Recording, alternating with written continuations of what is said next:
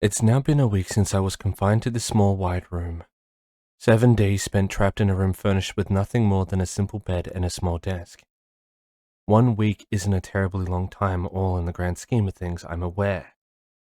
Under normal circumstances, it's not, but there are many distressing factors that make my stay in this wretched place feel like an eternity. The sleepless nights and general restlessness, the disconsolate lamentations of the other patients, being under constant surveillance by the doctor and Celestia knows who else, being tested on things I can't remember, and of course, there's the voice, a consistent companion that does nothing but demean and demoralize. I want this voice gone. I want to leave this place. I want my friends and family. I want the princess to tell me that everything will be okay. I don't want to undergo this treatment, whatever it may be, and yet I know I have to. I know I need to. I know the doctor thinks I've cracked. The voice tells me she knows, and that they all know I've lost it. But that's not true. Not yet. I'm still me. I haven't changed despite what it says. I haven't gone insane yet. But I will eventually. It's only been 7 days. I've endured this long. I can endure a bit longer if it means that they can remove the parasite that's wormed its way inside me and trying even now to take over. I've grown extremely wary of Dr. Lining, of her soft smile and kind demeanor. I know I should have no reason to be suspicious of the mare, but something about Sylvan Lining puts me ill at ease. The voice is all too eager to feed my suspicions, but I feel it's much more than what it tells me. Perhaps it's the dismal atmosphere or the fact that I still remain under physical and magical restraints. Perhaps it's none of these things and I'm simply a paranoid wreck.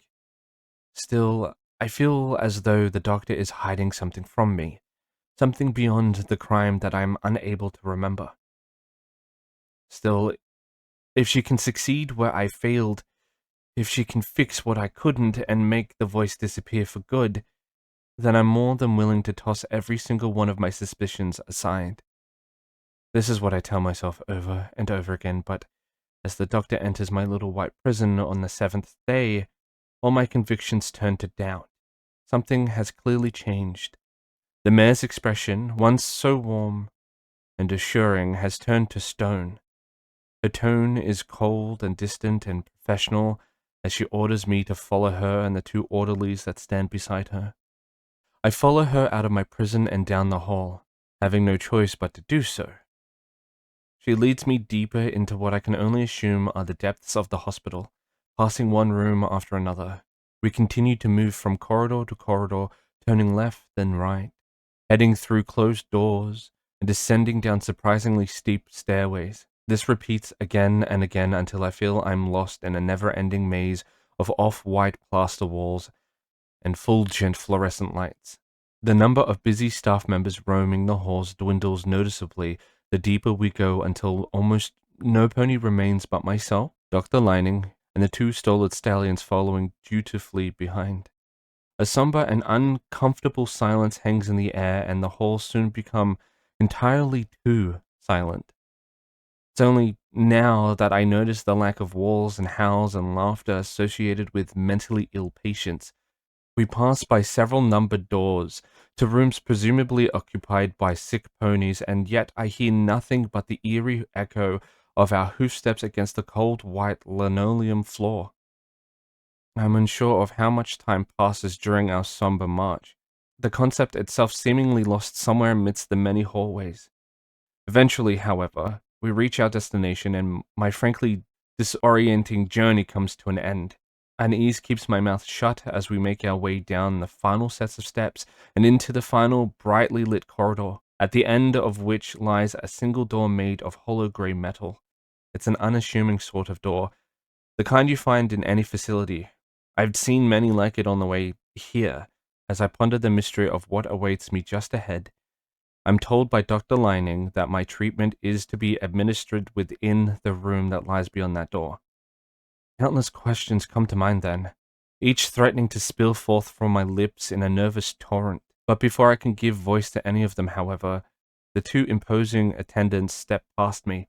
One pulls a key from the breast pocket of their solid white uniform and unlocks the door. No time is wasted as it's pulled open and I'm politely but firmly ushered inside by the other stallion. The sight that greets my eyes is both horrifying and mesmerizing in equal measure. A monstrous mass of bulky machinery lines the walls. Towering metal boxes with complex magical circuitry exposed and radiating thematic power. Strewn about the floor and interspersed throughout the many intricate contraptions are all manner of colorful wires, both thick and thin.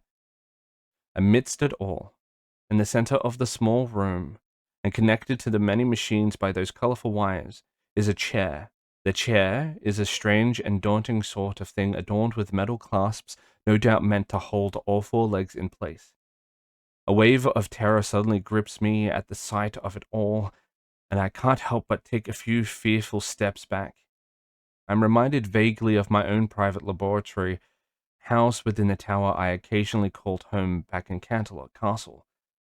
It's a small and rather simple setup meant for basic experimentation, a pale, crude imitation compared to what I see before me now. This infernal contrivance will provide you no salvation from me.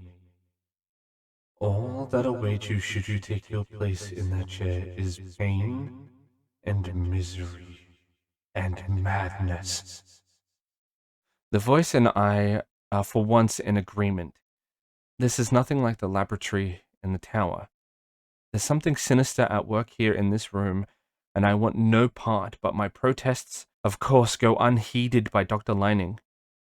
Panic overtakes me and I attempt to flee despite my restraints, but I struggle in vain. I've hardly made it 3 or 4 steps before I'm forced back into the chair by my burly chaperones. As I'm strapped to the chair by the orderlies, I hear Dr. Lining's calm but stern voice from behind a large control panel at one end of the room. With a countenance hardly distinguishable from that of a grim-faced orderly's, she finally reveals the details of my treatment. Evidently, her solution is to use thematic waves at varying frequencies to simulate certain synapses in my brain. The general idea is to essentially use magic to try and force any buried memories to the surface while at the same time driving the voice out, but something tells me there's more to her method. Acting on my suspicion, I ask the mayor, and after a moment of consideration, she tells me that the process will not be without some discomfort. Timorously, I inform Dr. Lining that I've attempted a similar treatment myself with no success to show for it. When I try to explain my own methods, the doctor's response is to chide me for my recklessness. An intelligent mayor though I may be, I was and am fully aware that I am no neurological scientist. The tests I ran on myself were modest and non-intrusive for the most part, facts that likely led to my failure in resolving the matter. I plead with Dr. Lining and the orderlies to reconsider, but I am reminded by the doctor that I am a criminal and that criminals are given no consideration. My mouth goes dry and I fall silent, simply staring at the doctor in horror as thematic conductors are firmly attached to my temples. She returns my terrified gaze with a smile I find far more gruesome than any sneer or grimace. With that horrendously beatific smile, she assures me that, though the method may not be crude, the results will speak for themselves. She promises me that in the end, once all is said and done, I will have back the wonderful life that was lost to me, that was taken from me. Somewhere in my mind, the voice speaks again, but at that moment, Dr. Lining throws a switch on the control panel. At that moment, my world suddenly becomes a nightmarish wonderland of pain and flashing lights and vivid images that flicker in and out, in and out. From somewhere far away, far past the flashing lights and flickering images, I hear a terrible scream, but I don't know whose it is. A familiar voice calls out to me, but the voice fades just as quickly as it comes. The sound burned away, and my returning thoughts scattered by an all-encompassing agony.